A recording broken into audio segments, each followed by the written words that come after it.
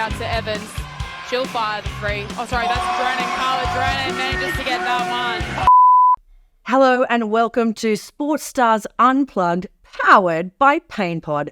I'm your host, Shelly Horton, and I'm super excited to have our very special guest here, rising star of basketball, Carla Drennan. Thank you for having me. Oh, I'm so excited to learn all about you. So, first of all, where did your love of basketball come from? So my love of basketball actually began when I was 10 years old in my very own driveway. Yeah, so I started in netball, and I think my parents planted the seed because they bought me a basketball hoop. Wasn't really interested in. Began practicing every single day. Then they put me in a basketball team, continuing to plant that seed. Yeah. Automatically switched over. Loved it. Practiced every single day in my driveway. It just went from there. Amazing. So tell me about how your career has progressed. Yeah, so I think all that practice in my driveway paid off. I went from a school basketball team to a rep team to eventually a state team. Lots of knockbacks and setbacks. Eventually when I was 17, I made the team. And it's just kind of been a whirlwind from there. So what would you say is a career highlight? I think a career highlight where I kind of said to myself, wow, like this is it. It's when I took my first steps onto a WNBL court for Townsville Fire, my first minutes in the WNBL. Yeah, that was Tell me about that moment. Oh, my legs were shaking. I was scared for someone to pass me the ball in case I dropped it. No, it was amazing. And the crowd was just huge. So I was super nervous. And is that where you're like, this is my job. This is what I'm going to do. Like, this is what I want to do forever and ever. Like, this is amazing. Yeah. Wow, I love it. Now, you're presently with the Gold Coast Rollers. I am. How's that? Oh, it's awesome. Everyone there is so great. After 3 years at Logan Thunder, not thinking I'd find somewhere else that was just as amazing. You know, Gold Coast has been awesome. You're kind of a traitor. You're going to the expedition.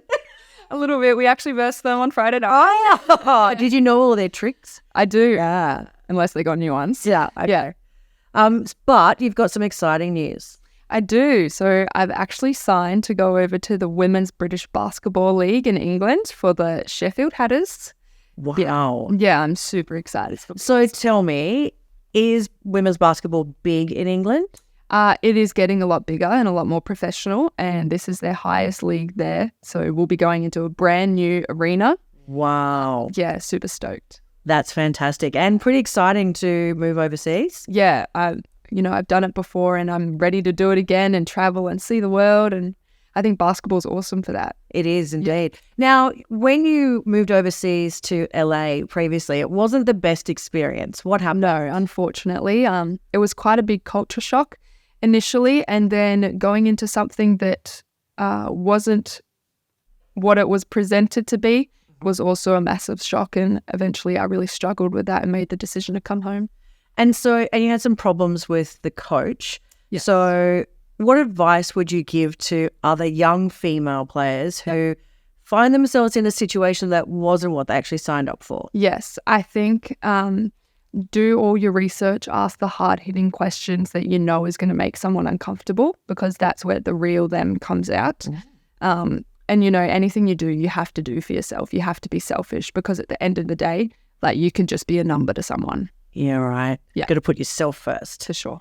Now, that leads on to managing yourself on and off the basketball court. So how do you work on that balance? Yeah, I think having a balance between basketball and life is huge, whether you need to, take care of your mental health through psychology or something like that. I tend to do things that just kind of get my mind off basketball. So go to the beach, hanging out with friends, reading a book or something that sort of keeps me in check and keeps me balanced so that I can perform when I get on the basketball court.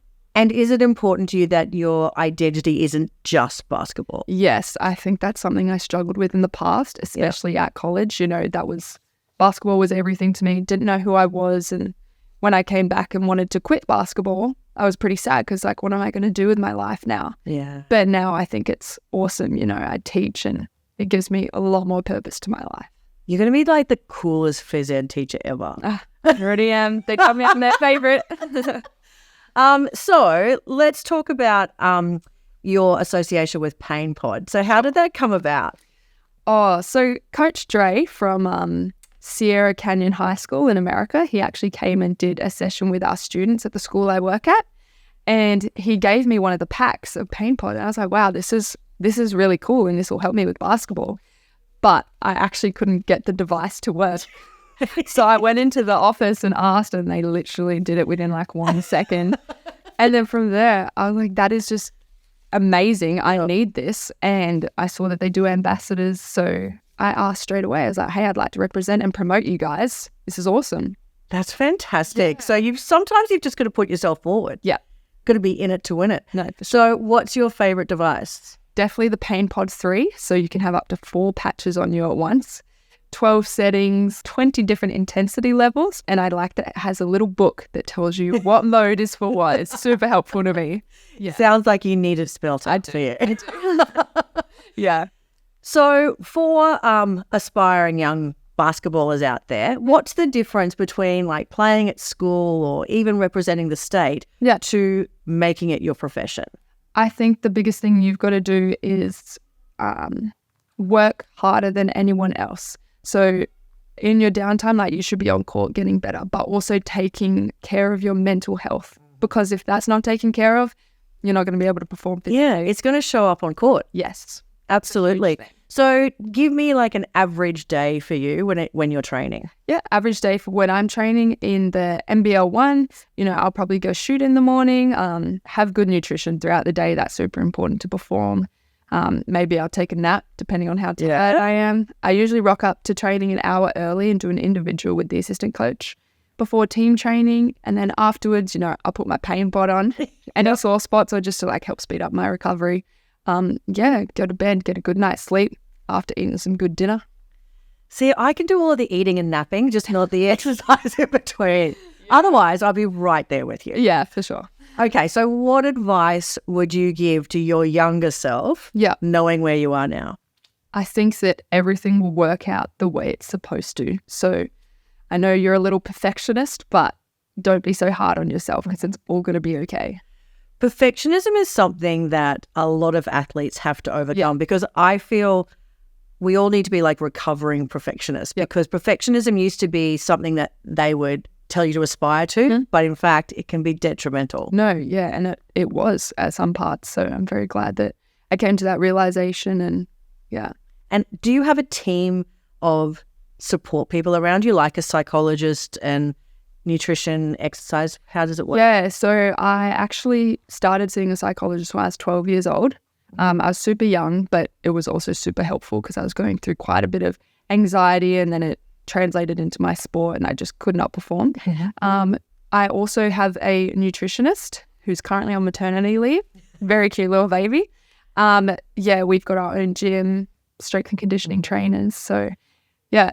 And you just got to have that mindset right. Yeah. If this is what I want to do, I've got to put everything into it. Well, it looks like it's working. So I'm so excited for you. It's been great chatting. And thanks for being part of SportStars Unplugged, powered by PainPod. Thanks for having me.